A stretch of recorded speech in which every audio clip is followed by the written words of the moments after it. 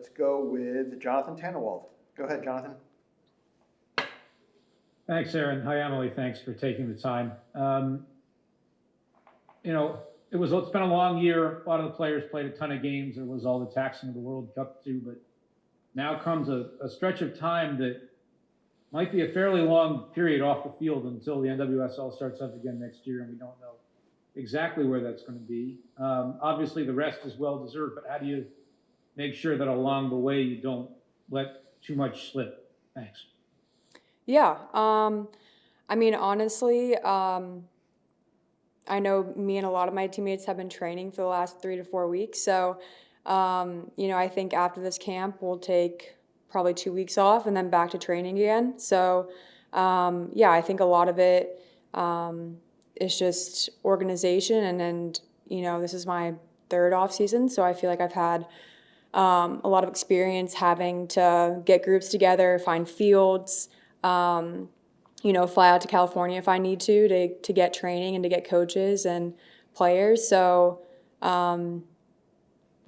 2 weeks off, and then we're always working and, trying to get better. So, yeah. Thanks, JT. Let's go to Theo Hughes. Go ahead. Hi, Emily. Theo Hughes here, freelance. Couple quick questions. One, off the bat, Tar Heels the other night. Were you watching? Give me your reaction. That's tough question. That is a tough question. I was not watching, but I got many texts about it, and I watched all the highlights and all the goals. And when someone had texted me the score, it was like, 3-0. And I was like, they got this in the bag. And then got another text, and it was the final score. And I was like, I have to go watch this right now. It's really tough. I know that this is kind of what happened similar last year. So I feel like I feel for them, and I feel like they had such a talented team and still do. And, I think with both of those losses, it's just more motivation for them to focus on the spring and get back next fall. Thank you for sharing that. Second question is a little bit about we're hearing the start of play. We're hearing a lot from Matt Crocker, Twyla, and Emma kind of vicariously about the USA style of play.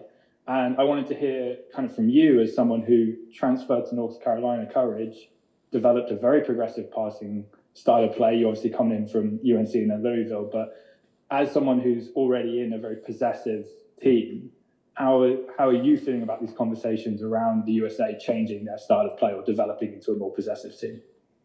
Yeah, it's been really fun. I feel like with a lot of it, it's developing the basics, the structure, and then with all that, the freedom to be creative, interchange, and read the game and make in-game decisions. So it's been really exciting. And again, for me, being able to play on the right and the left, it's both sides are different. So again, it's just, giving us the structure, but then giving us the freedom and creativity to go off of that and possess. And then, as always with this team, be dangerous in the attack and score goals. You scored a goal this year.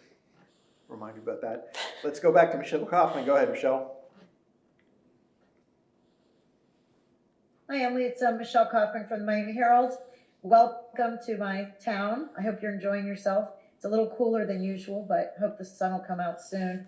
I have two questions. I want to ask you your first impressions of Emma. Just, every coach has their own style, their own personality, their own sort of demeanor. What has been your first impressions of her? And then I just want to also ask you, because we just spoke to Trinity, if you could just describe her as a player and a teammate, what makes her unique? Yeah. Thank you. First impressions of Emma, very welcoming, exciting, and eager to, really be a part of this team and get to work. So I'm really excited to have her as a coach, and I know that we're all going to learn a lot from her. And just really exciting. And then with Trin, she's amazing on and off the field. I love having her as a teammate versus playing her on the Spirit. But yeah, she's so dynamic, dangerous. Love playing with her as an outside back. And then off the field, very funny, sweet, and a great person. So, yeah. Well said. Let's go to Andrew Jones. Go ahead, Andrew. Thank you very much, Aaron. And speaking of Trinity just now, she gave you a funny comment in terms of giving you the ice spice in a mood on one of your IG posts.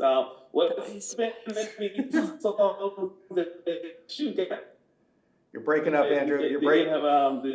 The baddie. Yeah, can you hear me? Yeah. No, you're breaking. Yeah, she gave you a funny comment. Can you hear me now? Yeah, try again. There we go. Mic check 1, 2. There we go. Yeah, she gave you a fun comment with an Ice Spice fun lyric for one of your posts this season. I asked her, what have any songs that have gotten her through this 2023? Has there been 1 or 2 songs that have gotten you through 2023? And have you been able to meet Mia Saka, who is part of the Courage ownership right now? Yeah. 2 songs for me. I would say with this team, Last, that's one song. And then Cuff It, Beyonce. And then like always a go-to before games, like Headlines by Drake. It's not really a new song, but I always listen to that before games. And then the second question was about Courage Investment. Courage We couldn't quite hear Investment. it. Oh, no, yeah. No, I haven't met her yet. No. I'm hoping to, because I really have, especially with the U.S. Open this past year, like watched it and could not stop watching it.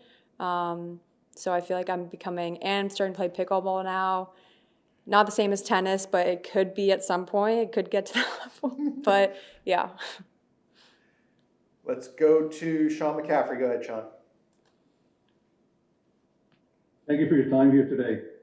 Most of the players on your roster in camp play here. A massive media deal was just signed with the league. Has that been spoken about much? Is it creating a buzz amongst all the players? NWSL TV deal. Any thoughts? Honestly, I haven't really heard much about it. But I feel like with the TV deal and having the players being involved with it is huge. I think with this league, we keep growing every year. So, I think it's just another exciting thing on top of the 2 expansion teams to show that the league is growing and we're making improvements everywhere. Let's go to, we've got time for a few more. Alex Ozzie, go ahead. Hi, Emily. Thanks for taking the time. Alex Ozzie with The Messenger. I asked Trinity this, but would be curious to get your thoughts with the new trailer getting released yesterday for the 4-part series on Netflix. I was curious if you watched the trailer and also if you're planning to watch the series once it comes out. I haven't seen the trailer. I've seen the first one. But yeah, I think when the document comes out, I definitely will be watching it. Yeah. One follow-up on that. Yeah, is go this ahead. the first time that you've... No, go ahead, Alex. Is this the first time that you've seen yourself in this type of light of like being the subject of something? And was that weird watching for part 1?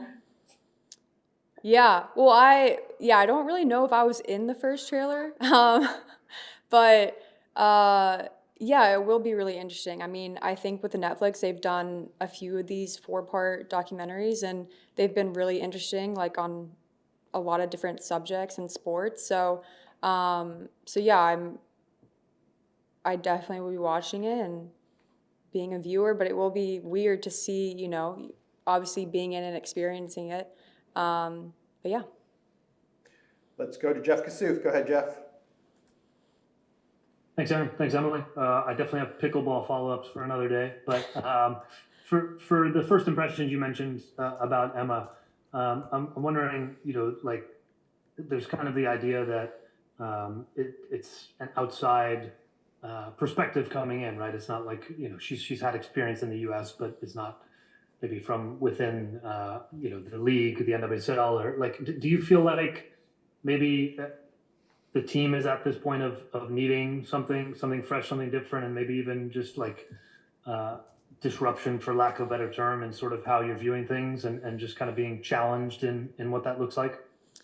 Yeah. I actually think with Emma, she was with the Chicago Red Stars, right? Yep. Way back. Yep. So to your point, it's a little bit in there, not so much, but yeah, I think, you know, with this team, like we've always been disruptors and trying to, you know, break barriers and just get better and better. And I think with the hiring of Emma, that just proves it once again. So yeah, I think having her experience in the WSL and being, you know, just an international coach, that will be amazing for us. And yeah, have a different perspective, lens. So I'm hoping, yeah, I think we'll learn a lot from her, and then she'll learn a lot from us. Last one And goes. just to follow up, Oh, sorry. Go ahead, Jeff. sorry, just quickly, Trinity said she had never met Emma, didn't know much of anything about her. Did you have any interaction or experience previously? No, I've never met her before. I've heard amazing things about her and just her success at Chelsea and just being, you know, an advocate for women's football and having it grow the game. So I knew that about her, which is why, again, with like first impressions, just really excited to have her because, you know, I think she brings in a different perspective, but she also has those similarities and always wanting to win, always wanting to disrupt, push for more, and be the best. So, yeah. Thank you. Last one goes to Andrew. Back to Andrew Jones. Go ahead, Andrew. Thanks again, Aaron. Emily, how was the feeling Carolyn this season with the season that she had, and obviously you guys contributing towards that, as well as dealing with the Gotham FC trio in camp after what happened in the playoffs, and how's their vibe been? Yeah, and just to make sure I couldn't hear quite clearly, your first question was about Caro? Yeah. How's it playing with her this Okay. year? Yeah. Caroline is great. I wasn't able to play so much on her side, but she's such a dangerous player, was so impactful for us, and I was so happy for her to get the MVP. It was so deserving, and you know, I think with her injury, she'll be back, and she's motivated and ready to go. And so, yeah, it was really amazing to, you know, be able to play with her, and I felt like even as a defender, I learned a lot from her. But yeah, so happy for her that she got the MVP at the end of the year. And then for the Gotham girls, we did see them right after the game at the airport. Luckily, you know, that's not the first time we've seen each other. So, you know, maybe there was a little bit of tension for me and Casey just because we're all extremely competitive. But no, they were great, and you know, credit to them. They had an amazing season and really were our kryptonite the whole year in terms of not being able to get a win from them. So yeah, it was for them to win the whole thing, really impressive.